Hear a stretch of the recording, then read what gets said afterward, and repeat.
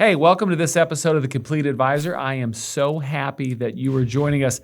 You know, right at the moment, Roth conversions, they're having a moment, a big one. The clock is ticking, or is it? Now, in this episode, I'm joined by Neil Weiling of Stonewood Financial. We're going to talk strategy, timing, how to explain the cost of doing nothing to your clients, and we're going to talk about the TCJA sunset, IRMAA traps, and how to use content that actually resonates. So now, if you've been putting off building a Roth game plan, you know, we're into the late innings here, but is there still time? We're going to find out. So Neil, welcome to the show, sir.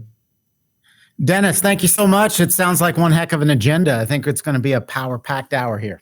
I think we're just going to murder it. So Neil, quick intro. So what do you do at Stonewood? Why is Roth conversion such a big focus right now? Hit it. Yeah, so I'm one of the partners at Stonewood Financial. I know you spent a lot of time talking to Becky Swansburg. She's been on your podcast multiple times. She's my business partner. And what we do here at Stonewood is we help advisors incorporate tax risk, what we define as legislative risk, into their day-to-day conversations. Throughout my career, I always had a focus on looking to identify these emerging risks and helping advisors incorporate those strategies into their practice. It started with annuities. I was an annuity guy back in the mid-90s, and back then they were very much a niche product. But you had the dot-com bubble burst, the financial crisis, parallel path that with an aging demographic, and suddenly people realize it's more than just accumulating money. It's, we got to turn that into a stream of income. So I was part of the annuity industry as it went from like niche to really now it's become a staple in our, in our profession. And I see the same thing happening here with tax strategies. We have the growing national debt, we have deficit spending, interest on that debt. At some point we have to address that as a nation. So it introduces this opportunity for the advisor community to understand the risk of deferring money or deferring taxes into a rising tax environment, the risk of keeping Washington in your retirement portfolio, which no one wants. And so Roth conversions are becoming a hot topic. And here at Stonewood, we like to help advisors make that part of their day-to-day conversations with clients. Yeah, this is a shameless plug because we do business with you guys, but your approach, Stonewood's approach to looking at, like you said, taxation as a risk category is unlike anybody else's that I've seen. And your book, what's the name of it? What you guys have a book? I love the book. I can't think of the name of it, but it's fantastic. That's okay. We call it the New Holistic, and we base that. And I know holistic is a trendy term, but to me, you're not truly a holistic advisor if you're not understanding and building portfolios around mitigating tax and legislative risk. People think asset allocation and they think, oh, okay, we need equities, we need fixed income, and we need to model, right? And then now equities in general, I'm not, no promises here, but in general, equities go up over time, right? And they have historically, but they don't always go up. And that's why we need to protect against, the risks of the market. Even though we believe in the market, we still need to protect against the risks of the market through asset allocation.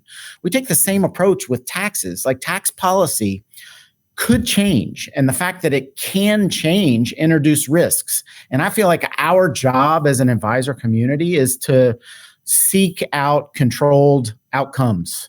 And so, when we're mitigating market risk, we use asset allocation to build more controlled outcomes. And now we use annuities and the guarantees and the indexing strategies that can be present in annuities to create controlled outcomes around our income. Well, these conversion strategies, tax risk can be just as much of a threat to our client's portfolio. Congress coming in and changing the rules on our retirement assets can be just as much of a risk to our client portfolios.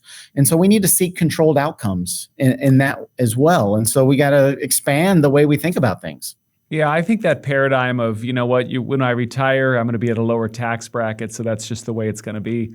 You don't even have to get political. There's just so much that's got to get paid for. There's a big bill hanging out there, and it's, at some point we got to pay it. It is, and it's growing, and it's. I like to think that, people think about the debt, and they think, oh, okay, so the national debt is this big problem. But in our conversations, we like to narrow it down, and you start looking at in individual years. And if you just look at the Congressional Budget Office, like they put out a document every year, and when you look at it, in a granular way, and instead of looking at that, whatever it is, 38, 39 trillion, I mean, it's as we speak, it's growing, right? And people like to talk about that. But to me, when you look at that granularly, like, how do we get there? How do we get there? Well, we get there because every year Congress puts out a budget, and on one side of the balance sheet is revenue, and on the other side of the balance sheet is spending. And when you just see, like, a large percentage of the spending that we have to do goes to these mandatory programs like Social Security, Medicare, service to the debt, to where even if we had a program where we're coming in and cutting spending, it's a math problem. And we're spending too much, and it just presents really opportunities for us to reallocate. I remember, rabbit hole here for a second, but I remember there was a movie called, I believe it was called Dave. Kevin Kline becomes the president. I don't know if you remember, there's a scene where they're looking at the budget, and he says, "We're not leaving till we balance it." But it was so cute and naively done. But do you really need that many dollars? Even in Dave, like, even if they balance the budget that year, like, we still got 38, 39, trillion to pay off. And so it's more than just balancing it. I mean, we got to start paying this off. And the problem is, it's not popular politically, even as we're seeing now, as they discuss the Tax Cuts and Jobs Act. It's not popular to raise taxes. And so I use this term. It's like they got to look for ways to raise revenue without raising eyebrows. That's good. I mean, that's how politicians go about things this day, and that's how you get the things like IRMAA. Okay, so let's talk then big picture. So right now we have, I wouldn't say perfect storm, but I mean, we have a uniquely valuable opportunity for Roth conversions. Walk us through that. Well, I think it's twofold. One, and we touched on this a little bit, it's math, right? Like at some point, the truth of math has to prevail, and taxes are artificially low. And so we have to think of taxes as a consumer good. And if we think of taxes as a consumer good, we have the opportunity to, quote, buy them at a discount. They're artificially low. And so to me, that's one part of it. That's why it just makes such perfect sense. Like, if I told you that the car that you had an eye on was going to be at a discount for the next month, we're going to go take care of that now. We're not going to wait. And so we got to think of taxes in that same way. But then also the political environment. I mean, I think tax law is written in pencil. Like, the rules change. The Secure Act came out in 2019, and not only do the rules change, but it takes forever to even figure out what they mean. I was in on a presentation just last week where someone was trying to describe the impact of inherited IRAs, or the impact of the Secure Act on inherited. We're 5 years into this, and we're still trying to figure out. So rules change, they're complicated. And even if we get an extension on the TCJA, and we can talk about that, to me, that only creates more opportunity to take care of this now. Yeah, I was going to say, break down the TCJA. So it created this planning window, but so what did it change in 2026? Why is it looming so large for anybody who's not? Well, I mean, it's I think it was passed into law, 2017, whatever. It was signed into law, and it's set to sunset in 2026. And there's been a lot of discussion leading up to this. Back when it was first passed, we said, okay, we got this great planning opportunity. I think that's when Roth conversions really came into play, is when that was originally passed, because you had this defined window. And you said, okay, between now and 2026, let's start working on Roth conversions. And some people took advantage of that, and I think a lot of people are excited that they have. But it did create this deadline where taxes were artificially low, and they said, okay, but they're going to sunset, and tax rates will go back to where they were. Now, of course, they're negotiating that. And the challenge with talking about this, Dennis, on a podcast is by the time that we hit complete on record, whatever we say here might go stale. Because it is, they're talking about this all the time. But it does seem like Congress has narrowed in on extending the Tax Cuts and Jobs Act. I think you have momentum from both the House and the Senate to pass some sort of extension. Originally, we were thinking it might be like a 5-year extension, which put another timestamp on it.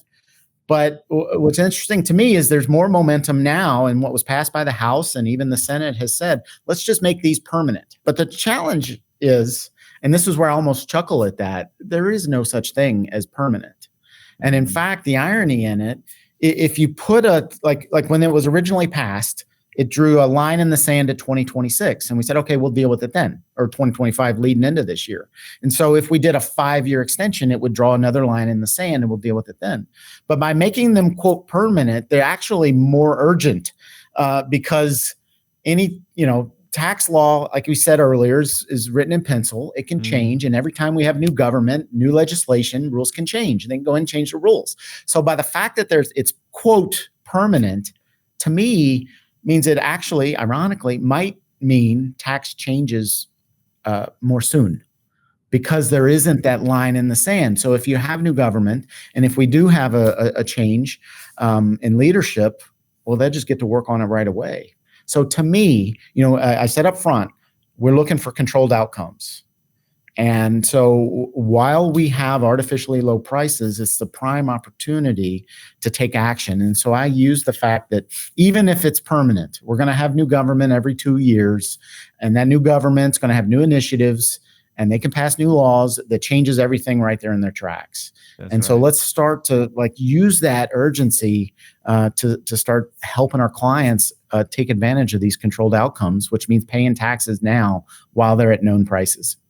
All right, so that's a great line. While they're at known prices, so client comes in, they're here in scuttlebutt, like, hey, maybe this is permanent. Maybe I don't need to be as I don't need to act with urgency. So I know you've got a way. What's the smartest way to explain the cost of doing nothing?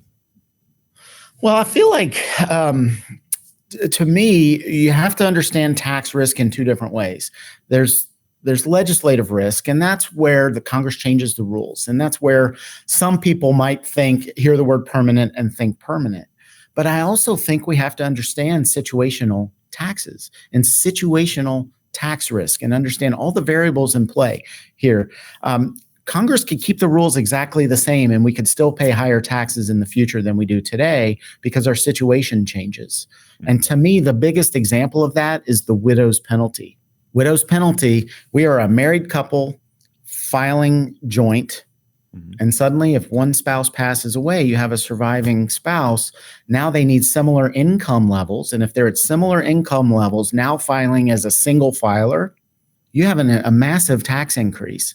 And I started studying this, Dennis, and I had always talked about the widow's penalty in concept, and I'd never really quantified it. And so then I said, well, what does that really mean? And when I quantify this for you, Dennis, you're going to be shocked. I pulled a chart here. So let's just look at, say, 100,000, a couple that is, they just have $100,000 of income, and they're married filing joint. Their effective tax rate as a married filing joint with 100,000 of income, their effective tax rate is 11.3. If we still have that same 100,000 and now we're filing as a single filer, our effective tax rate is 16. So the difference between those two numbers is the widow's penalty. That is 4.7% difference. That is a 42% increase in tax rate for our client, and nothing changed at Congress. That is a situational tax risk. That's a big And so as bite. you work your way down, like if you look at, say, well, maybe maybe it's less for someone that's, say, at like 300,000 of income.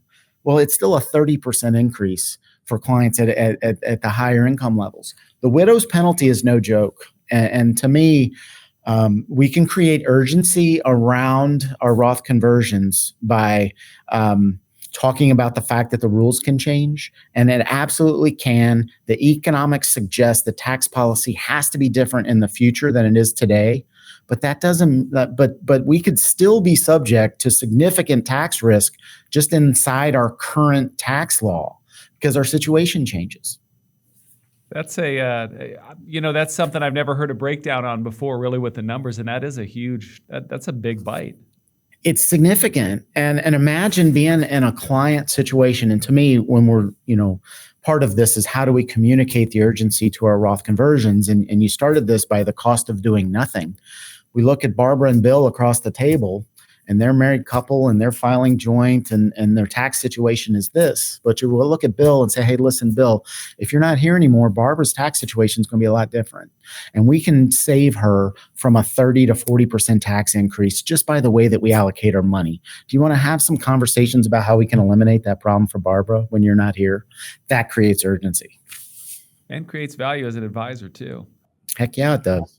All right, let's talk about something that always seems to complicate things, and I feel isn't quite as understood or talked about, and that's IRMAA. So one, walk us through a 10,000 feet view. If you're not familiar with IRMAA, here's what it is.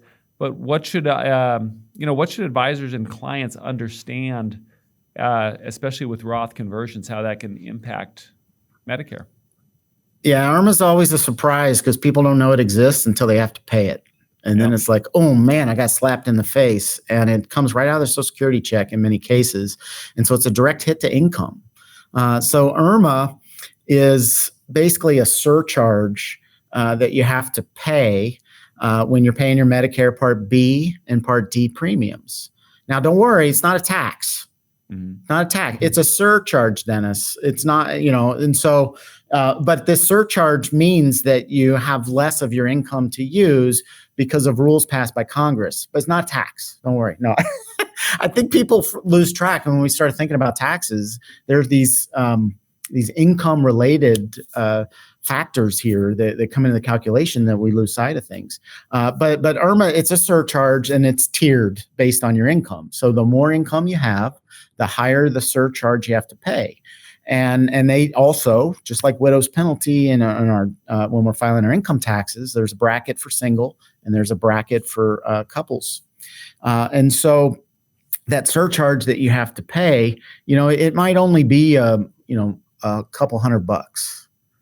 So it doesn't seem like a lot, but you see that's every month and it's for every person.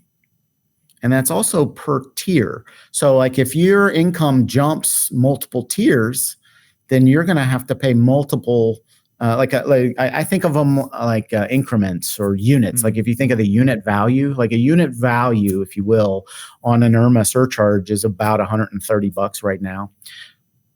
But again, it's for every person and that's every month. And the cost of that is growing. And so that surcharge, to me, it represents a risk in multiple ways. One is just having to pay it. And the fact that, like, when we talk about legislative risk, the law that introduced IRMAA, the risk is already baked right into those surcharges because they can raise the price at any point, like annually, they can raise it. And they don't have to pass a law. They don't even have to meet. They just have to declare it. And they declare it historically. When they go to declare the new surcharge, it's between 4 and 8% higher than it was before. And so not only do we have to pay this surcharge and plan around it, and it's it comes right out of our Social Security, it's going up at a rate higher than inflation. So it is growing because those surcharges, when they go to increase it, it's not like they're looking at a cost of living and saying, oh, IRMAA's, we need to, inflation was 3%, we need to raise it 3%. These surcharges are it's like a health insurance. It's based on experience. Yeah. So I don't know about you all, but I know my health insurance is going up at a lot more than it is inflation. And so the surcharges are the same deal where, and it's just tied to income. It's going up every year and it's going up every year at a higher clip. And it's the more that you start to understand it, the more of a risk it really is as this way to raise revenue for Congress by just tacking on these quote surcharges. I don't think until you just said that, I didn't realize that it was you're paying that surcharge every month. And I realized, my gosh, how naive I just sound saying that. But I've had people say, when I brought up IRMAA before, I had someone say, well, that's not that big of a deal. It's not very much. And now I thought maybe it was just an annual or whatnot, but if that's every month, every person, like you said, every tier, that is kind of a big bite in the behind. It can be. I mean, when you start to add it up over someone's retirement, if you're going to pay that surcharge every month on both people and you live into your 90s, you're looking at, and then you start to account the fact that it's going up at a clip of 4 to 8%. You could be looking at near six-figure expense for clients over their retirement. And so if we can look to mitigate that cost and save someone, $100,000 over their lifetime, I think they're going to talk to you. All right. So if I'm if I'm pursuing some Roth opportunity here, how am I how do you recommend managing that IRMAA risk? Well, it's kind of back to math where, because a lot of people, if clients are already paying Medicare and they might be paying surcharges, or maybe they think, hey, listen, my income is not at a level to where I'm paying surcharges right now. They might fear that a Roth conversion might trigger some surcharges. And so I see it brought up a lot of times as an objection to a conversion where they'd say, hey, listen, if I'm going to take, if I'm looking to convert, say, $500,000 over the next 5 years, that means I'm running $100,000 of income through the conversion machine. And every year that could drive our client maybe into a situation where they're paying a surcharge now. And they might think, oh man, I can't do that. Like that's a no-go. But then what we have to think about though is like the math, and this helps. And we actually built a piece of software to help people calculate this. Is all right. Let's just look at it in terms of let's make some realistic, reasonable assumptions, and we'll calculate the total IRMAA you'll have to pay during the conversion, and then just compare that to the IRMAA that you would pay over your lifetime based on these increasing prices and the fact that based on your life expectancy, whatever it may be. And a lot of times, where your lifetime IRMAA surcharges might be $50, $60, $70, even $100,000, we can get out the door for 5 or 10, right? And so like simple math says, okay, definitely worth assuming some surcharges now to avoid them. And also just, and I made this point and I started to make it, and I feel like this is the time to bring it back. IRMAA, not only does it represent a challenge in like actually paying it, but also what it represents. The first 2 letters of IRMAA is income related. And so that means that they're looking at your income to determine how much to tax you. And so when you look at like every government program has a trust fund that backs up that program. And if you look at the trust fund that takes care of Medicare Part B and Part D, it's actually one of the most financially stable trust funds we have for any government program out there. And the reason it's so financially stable is because they can raise price because of the surcharges. And so it's like, okay, if things get bad, we just raise price. And so that's like an equalizer to the success of the program. Well, if you have a Congress that needs to raise revenue without raising eyebrows, and you have this one program that is working better than anything else, maybe we could do more of those. And so that to me, yes, it's a risk that having to pay the IRMAA, but also for what it represents. Because when you think about income related, there's already multiple of them out there. Like you think about paying a tax because of how much money you make, income tax, now Medicare, Social Security, right? Like they look at your income to see how much of your Social Security is taxed. Capital gains, the same thing. And so to me, I feel like income related represents the future of taxation. So again, if we can get these assets out of the line of fire, not just of increasing taxes, but these income related type programs, it just, to me, it becomes even more of like when we talk about controlled outcomes. Like let's seek these controlled outcomes and get the assets out of the line of fire of any of these new ideas Congress might come up with. I like that. All right. With that being said, I know that you all have been building, and historically you build awesomely strong client-facing content. So what do you see resonating the most when it comes to messaging or visuals even? What's catching on? So we've built some client-facing seminar content and some a couple of things that immediately can make you different. For one is just use the term legislative risk. Mm-hmm. It is, and when you define it I suggest introduce it in your events and make it part of your vernacular in your day-to-day interactions. And I help my clients mitigate legislative risk and then define it. Legislative risk is the risk that Congress changes the rules on your retirement assets, and those rule changes have a negative impact on how much money is in your pocket. And that there is real examples of that through the Secure Act, through Social Security taxation. There's all sorts of recent examples of that. So just by using that term, legislative risk, I think immediately makes you different, and people get uneasy because they don't want Washington in their pocket. And it doesn't matter what side of the aisle you're on. It is how does this impact me? And if they change the rules, I don't want that to happen. And so that has really resonates in our client conversations.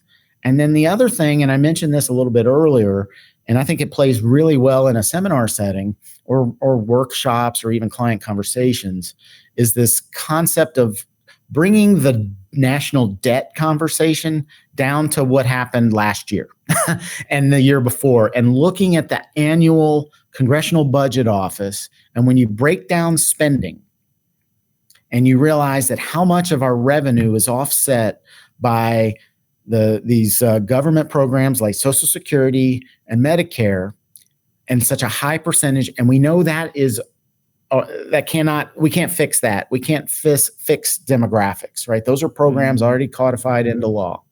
And then it allows you to have the discussion about servicing our debt. And the fact, did you know, Dennis, now that we spend more in servicing our debt than defending our country? That's so crazy. Isn't that crazy? We pay more on interest on our debt than we do to build our military. And so it allows you, when you go the line by line, it allows you to kind of plug nuggets of conversation like that in. And it just makes people shake their heads. It's like, oh my gosh, what are we doing here? And we realize that how much of our revenue is offset by this mandatory spending, to where even if we got into a situation where Congress is spending a little bit less, we're still in this deficit spending that's leading to this debt where we have to do something about it. It just creates action. Like, instead of just talking about the debt, to me is kind of mind numbing. But when you narrow it down to the math, it really, it drives behavior and it drives action. Yeah, I like that a lot, because there are certain things as an advisor you can talk to a client about, and if you do it wrong, it's just the number is so damn big. If you approach it a certain way, it just kind of shuts off a conversation. And what you were saying about the pulling the, when you do talk about the debt and servicing it, it's so big that it doesn't seem almost even realistic, or there's nothing I can do. But what you're doing is then showing somebody, like, listen, there's this big thing out there, but here's what it means to you. I like that a lot. That's brilliant. Yeah, well, and the good news is, and it's all like we have events or, client meetings, it's all about ultimately helping our clients take action. And the good news is we can do something about it. And it's not that hard. We're just rebalancing our assets. And we just need to understand where we can seek out those controlled outcomes. It's not just in how we allocate our money. It's not just in plugging in some guarantees so we have a guaranteed paycheck in our mailbox every month.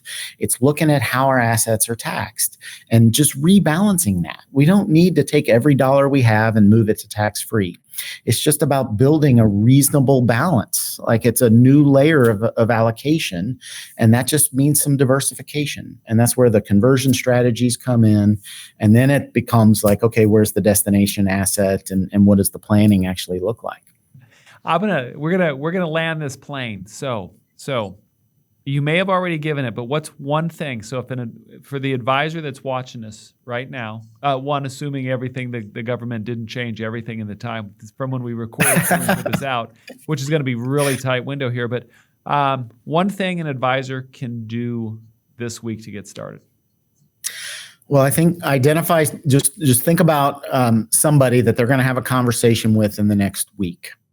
And think about someone that meets these two characteristics. One, that the majority of their assets are in tax-deferred vehicles. Like they're overweight towards, if we're thinking about asset allocation, they are overweight towards the tax-deferred side, which usually when I bring that up, it's most of the people that they're meeting with, because we've used 401ks and IRAs. The way that we save today, majority is tax-deferred. And when we leave our job, we roll it into an IRA and we build the IRA. And that just lends itself to being overweight towards the tax-deferred side of the equation. So think about someone that is in that situation. And then the second characteristic, it only needs two. One, overweight towards tax-deferred. Two, they believe, like you and I, like through our discussions, that taxes could, keyword could, be higher in the future than they are today. I'm not saying will. Now, likely, sure, but they believe taxes could be higher in the future. That's it. Now, the problem is, and most people that you're going to meet with, and I imagine most of the advisors that are listening to us today have somebody that meets those two characteristics, and probably more.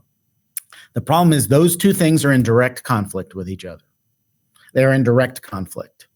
Your behavior is not syncing up your belief, because if you believe that taxes will be higher in the future than they are today, and you are deferring paying that tax into that rising tax environment, like, what are we doing here? Right? What are we doing here? And so that is just a really simple way to identify who we need to go talk to. And the nice thing is it's just a rebalancing strategy. And all we need to do is sync up our behavior with our belief that taxes could be higher. And I emphasize again the word could, because this is not about will, it's could, because the market could go down. It seems likely it'll go up, but it could go down. And because it could go down, we need to intraday, we have to balance protection with participation in the market. We could live a long, healthy life, which is why we use annuity strategies to put paychecks in mailboxes for the rest of our clients' lives. Keyword could. Taxes could be higher in the future than they are today. That just means that a portion of our assets need to be reallocated to offset that risk of could. That is an awesome spot to wrap up this episode. And also, there was the third thing you'd mentioned earlier, which is to work in the term legislative risk into conversations, to start planting that nugget, but also to, in both the client and the advisor's mind too, to be thinking about this. Absolutely. Neil, thank you so much. We're going to have you back on. Been a little while since we had Becky on, but we love our work in partnership with you all. So if you've got any questions about Neil and his program, Stonewood Financial, just hit me in the comments. Which, speaking of the comments, Neil, if there is a topic that you would like us to cover on The Complete Advisor, let me know, and we'll dive into it. If you have any constructive criticism or criticism in general, I love to read that stuff. Drop it in there. But also, I would ask you to like, follow, or subscribe to the show. That way, when we drop a new episode, you're the first to know. So with that being said, Neil, thank you. And we'll say thank you to everybody else out there.